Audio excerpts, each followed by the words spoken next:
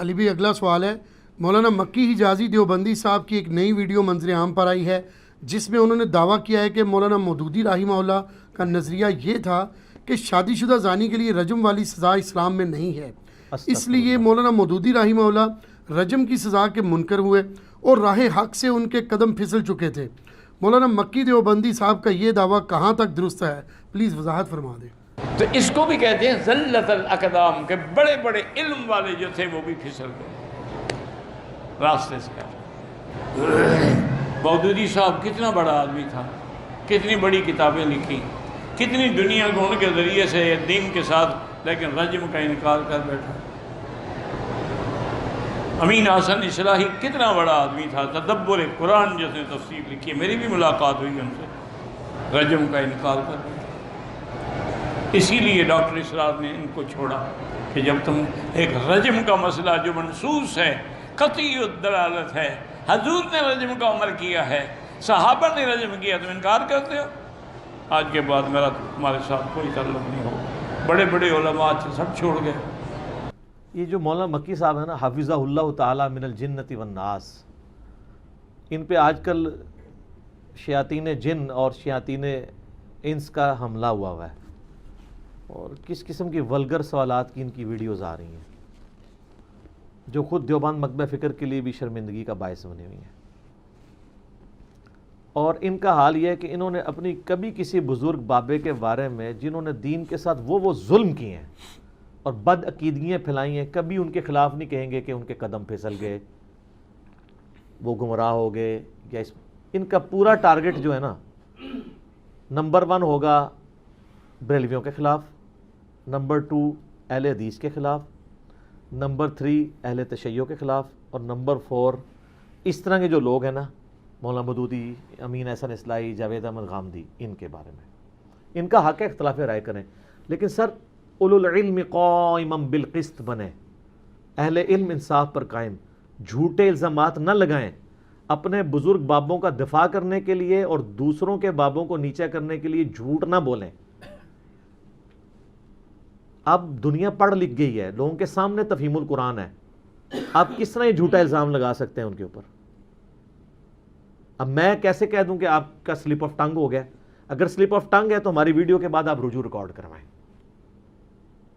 اور میرے بارے میں جو انہوں نے باتیں کی تھیں آپ کو پتہ ہی ہے، تو میں نے پھر پوری طبیعت صاف کی تھی، قادیانیت تک کا الزام لگایا میرے اوپر، ٹھیک ہے؟ وہ آپ یوٹیوب پہ میرا کلپ دیکھیں، مکی حجازی کی حقیقت، ان کی ویڈیو پروف کے ساتھ انڈرسٹینڈ اسلام کے اوپر اپلوڈ ہوا ہے، ہمارے بھائی نے کیا ہے، ہم تو نہیں وہ کاپی رائٹس کی وجہ سے لگاتے، ہم نے بھی کیا تھا لیکن وہ ویڈیوز کے بغیر تھا، وہ آپ جا کے دیکھیں، شیخ مکی حجازی کی حقیقت، ایک ایک ویڈیو کے ساتھ جواب دیا ان کی باتوں کا۔ اب انہوں نے یہ جو اس وقت محاذ پکڑا ہوا ہے نا، وہ فرقہ دیوبندیہ کو بچانے کے محاذ پہ کھڑے ہوئے ہیں، اور عجیب جو ان کے دماغ میں آتا ہے، انہوں نے کہیں جوانی میں کوئی بات پڑھ لی تھی،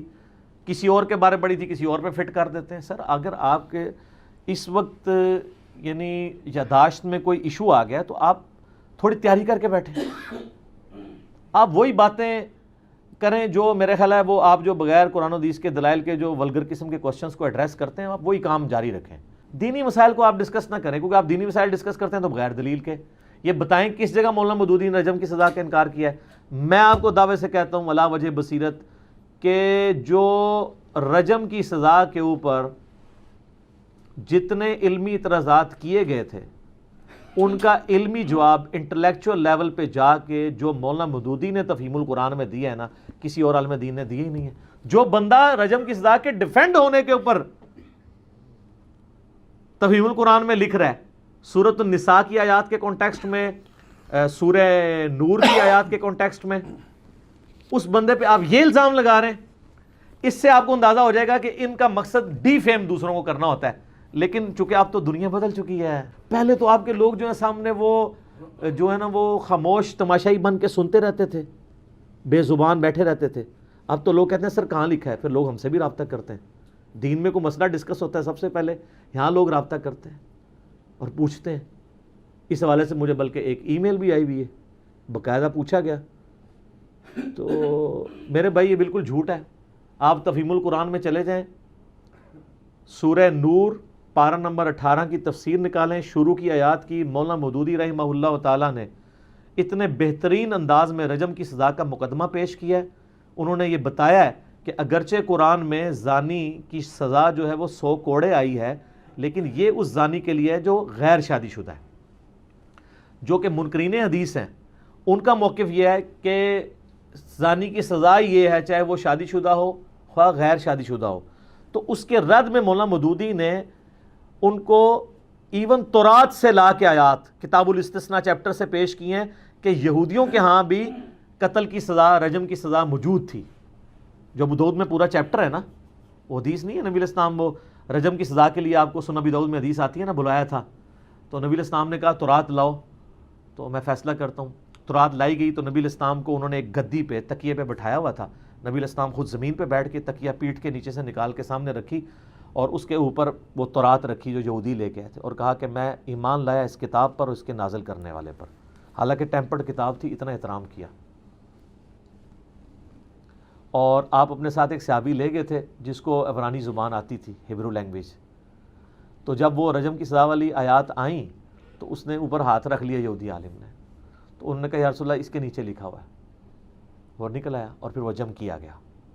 یہ پورا رجم کے اوپر چیپٹر ہے ابو داؤد کے اندر. بخاری مسلم میں کئی احادیث ہے رجم کی سزا پہ. تو مولانا مودودی نے نہ صرف یہ کام کیا کہ انہوں نے اس سزا کے اوپر جو اعتراضات ہیں وہ دیے، بلکہ انہوں نے تو شریعت موسوی سے بھی اس کو ثابت کیا کہ شریعت موسوی کی کنٹینیوشن ہے شریعت محمدیہ صلی اللہ علیہ وآلہ وسلم، تا وقت ہے کہ کسی کو ڈینائی نہ کر دیا جائے کسی بات کو. تو ان کا ڈینائل کوئی نہیں آیا، اور بخاری مسلم میں درجنوں احادیث ہیں. بلکہ انہوں نے کہا اس کے اوپر اجماع ہے اور اس کا انکار صرف خوارج نے یا معتزلہ نے کیا ہے. باقی انہوں نے کہا خلفائے راشدین کے دور میں یہ اجماع یہ سب کچھ چلتا آ رہا ہے، اور جن لوگوں نے انکار کیا ان کی باتوں کو انہوں نے جواب دیے ہیں. بعض لوگ وہ سورہ نساء سے لے کے آتے ہیں نا، غامدی صاحب کا بھی یہ موقف ہے، امین حسن اصلاحی صاحب کا بھی. وہ کہتے ہیں سورہ نساء کے اندر آیا نا 5ویں پارے کے سٹارٹ میں کہ جو غلام عورت ہے نا، وہ جو لونڈی اگر وہ زنا کرے تو اس کو جو آزاد عورت ہے نا اس سے آدھی سزا دی جائے گی. تو انہوں نے کہا کہ یہاں پہ محسنہ کا لفظ آیا اور محسنہ سے مراد شادی شدہ عورت ہوتی ہے. تو اگر شادی شدہ عورت کی سزا سنگسار ہو تو سنگسار تو آدھا ہو نہیں سکتا. تو وہ کہتے ہیں سورہ نساء کی اس آیت کے تحت یعنی جو منکرین رجم کی سزا کے ہیں وہ کہتے ہیں کہ اس کا مطلب ہے کہ رجم کی سزا ہے ہی نہیں ہے، شادی شدہ کے لیے بھی 100 کوڑے ہیں، تبھی تو جو لونڈی ہے اس کو 50 کوڑے کیونکہ اس کی اتنی تربیت نہیں ہوئی بھی. تو مودودی صاحب نے وہاں سورہ نساء میں بھی جواب دیا ہے کہ اللہ کے بندو یہاں محسنہ سے مراد شادی شدہ محسنہ نہیں ہے، بلکہ وہ محسنہ کہتے ہیں جو حصار میں ہو، قلعے میں ہو، جو ایک باپ کے قلعے میں ہے، وہ بھی آزاد عورت ہے. اور انہوں نے کہا اس کی پچھلی آیات اس کی حفاظت کر رہی ہیں کہ وہاں پہ غیر شادی شدہ آزاد عورت کو بھی محسنہ کہا گیا ہے. اور یہ سیم سوال میں نے مولانا اسحاق صاحب رحمہ اللہ تعالیٰ سے بھی 40 کوسچنز میں کیا تھا، اور میں نے کہا تھا مودودی صاحب تو یہ تعویل کرتے ہیں. تو ان کا بیٹا یہی تعویل بنتی ہے، مودودی صاحب ٹھیک لکھتے ہیں. تو میں نے کہا آپ رجم کی سزا کے قائل ہیں؟ ان کا ہاں میں تو قائل ہوں. اور انہوں نے کہا مودودی صاحب نے بالکل صحیح تعویل کی ہے. تو مودودی صاحب نے باقاعدہ تورات سے، بخاری مسلم کی احادیث سے، خلفائے راشدین کے ان ساری چیزوں سے اجماع نقل کیا ہے، اور باقاعدہ ان کو عقلی جوابات دیے. ایک ایک بات وہ پڑھنے والی ہے یار. تفہیم القرآن کی آپ 3ری جلد نکالیں نا تو اس میں آپ سورہ نور کے اندر چلے جائیں اور آپ دیکھیں اس بندے نے تو رجم کی سزا کا دفاع کیا ہے منکرین حدیث کے خلاف. اور یہ شخص عربی لحاظ سے، میں پنجابی والا ظالم نہیں کہہ رہا،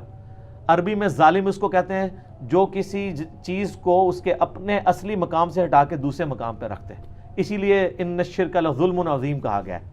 شرک کیوں سب سے بڑا ظلم ہے کہ آپ اللہ کو ہٹا کے مخلوق کے درجے پہ لے ہیں، مخلوق کو اللہ کے درجے پہ، اس کی اصلی حالت سے ہٹا دیں. تو ان شخص نے جو ظلم کیا ہے مولانا مودودی کے بارے میں، اور ایک شخص کی جھوٹی غیبت کی ہے، بہتان تراشی حرم میں بیٹھ کے، اس پہ توبہ واجب ہے. اور یہ وہیں بیٹھ کے کہتے ہیں، کسی نے پوچھا کہ مودودی صاحب کی تفہیم القرآن پڑھ سکتے ہیں؟ تو یہ کہتا ہے اس میں صحیح باتیں بھی ہیں، غلط باتیں بھی ہیں.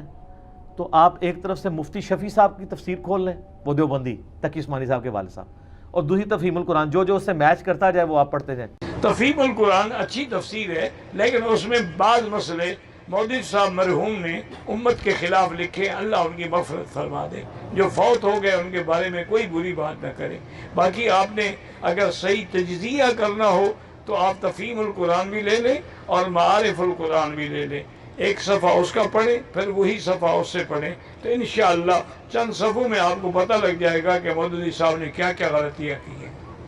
اصل میں اس بیچارے کا بھی قصور نہیں ہے، وہ کوئی باقاعدہ علم کو باقاعدہ طریقے سے انہوں نے حاصل نہیں کیا تھا، وہ مطالعے سے عالم بنے، بہت بڑے عالم تھے، بہت بڑے اسکالر تھے، لیکن اسٹڈی سے، جب استاد نہ ہو تو پھر بندے سے غلطیاں ہوتی ہیں۔ سر آپ پرائمری پاس والے کی چیز کو پی ایچ ڈی کے ساتھ کمپیئر کر رہے ہیں۔ میں تو آپ کو وثوق سے علا وجہ بصیرت کہتا ہوں، تفہیم القرآن کوئی پڑھ لے اس کو تفسیر ابن کثیر میں بھی مزہ نہیں آئے گا، اس لیے کہ تفسیر ابن کثیر 700 سال پہلے لکھی گئی ہے، 774 ہجری میں فوت ہوئے ہیں، آج کے دور کے کئی مسائل اس میں ایڈریس نہیں ہے، اور مولانا مودودی نے آج کے پڑھے لکھے طبقے تک بات پہنچائی ہے اور ان چیزوں کو بیچ میں کور کیا جو ابن کثیر میں تفسیر میں روایت ہوئی ہوئی تھی، بڑے انٹلیکچوئل لیول پہ۔ اور آپ جو ہے معرف القرآن مفتی شفیع صاحب کے ساتھ کمپیئر کروا رہے ہیں تفہیم القرآن کو، کس کے لیول کی بات کر رہے ہیں آپ؟ آئنسٹائن اور نیوٹن کو کمپیئر کروا رہے ہیں ایک سائنس ٹیچر کے ساتھ۔ مودودی تو آئنسٹائن اور نیوٹن ہے، جینیس، اس کے اوپر پی ایچ ڈیز ہوتی ہیں۔ تو میں اس میں نا اپنا تھوڑا سا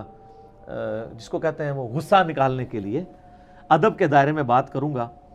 کہ یہ مکی حجازی صاحب جو ہے نا اس وقت آلموسٹ المفند بن چکے ہیں، اور یہ سر آپ نے ناراض نہیں ہونا کیونکہ آپ کے بزرگوں کی لینگویج ہے۔ آپ کے بزرگوں نے نا احمد بریلوی صاحب کی حسام الرمین، جس میں جینون انہوں نے کفر کے فتوے گستاخانہ عبارتوں پہ لگائے تھے، اس کے جواب میں جو کتاب لکھی نا 1906 میں المحند علی المفند،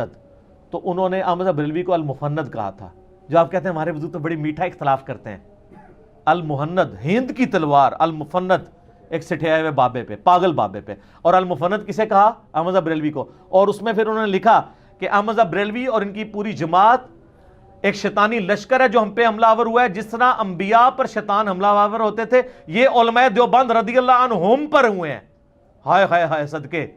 14ویں صدی دے مولوی رضی اللہ عنہم۔ تو انہوں نے المفند کہا تھا احمد بریلوی صاحب کو۔ تو اس وقت جس طریقے سے آپ جھوٹے الزام لگا رہے ہیں نا مولانا مودودی رحمہ اللہ پر، آپ خود اس وقت المفند کا کردار کر رہے ہیں کہ ایک ایسا بابا جس کا، اور یہ تو شستہ ورڈ ہے نا کیونکہ ان کے بزرگوں نے استعمال کیا ہے، تو توبہ کریں جی، ہم توبہ کا انتظار کریں گے اس ویڈیو کے بعد، اگر نہیں آئے گی تو ہم اسی طریقے سے آپ کی عزت افزائی کرتے رہیں گے جب تک آپ حرم میں بیٹھ کے جو ہے وہ یہ جھوٹ بولنا بند نہیں کریں گے اور ایک خاص فرقے کا دفاع کرنا بند نہیں کریں گے۔ میرے پاس بہت کچھ ہے کہنے کو آپ اور آپ کے بزرگوں کے بارے میں، گھنٹوں فی البدی بول سکتا ہوں، مجھ سے کوئی چیز چھپی بھی نہیں ہے، لیکن ابھی صرف یہ چیز آپ کا تازہ جھوٹ آیا تھا تو تازہ جواب ہے، آندہ جو جھوٹ بولیں گے نا انشاءاللہ یہاں پہ بیٹھ کے ہم دفاع کر رہے ہیں، اور پھر انشاءاللہ یہ ویڈیوز چڑھیں گی اور اس کے بعد ان کے ماننے والوں کو پتہ چلے گا یہ کیا کر رہے ہیں۔ میرے حال اتنا ہی کافی ہے۔ اللہ تعالیٰ سے دعا ہے جو حق بات میں نے کہی اللہ تعالیٰ ہمارے دلوں میں راسخ فرمائے، اگر جذبات میں میرے منہ سے کوئی غلط بات نکل گئی تو اللہ تعالیٰ ہمارے دلوں سے ہی معاف کر دے، ہمیں معاف کر دے، ہمیں کتاب و سنت کی تعلیمات پر عمل کر کے دوسرے بھائیوں تک پہنچانے کی توفیق عطا فرمائے۔ سبحانک اللہم و بحمدک، اشہد ان لا الہ الا انت، استغفرک و اتوب الیک، وما علینا الا البلاغ المبین۔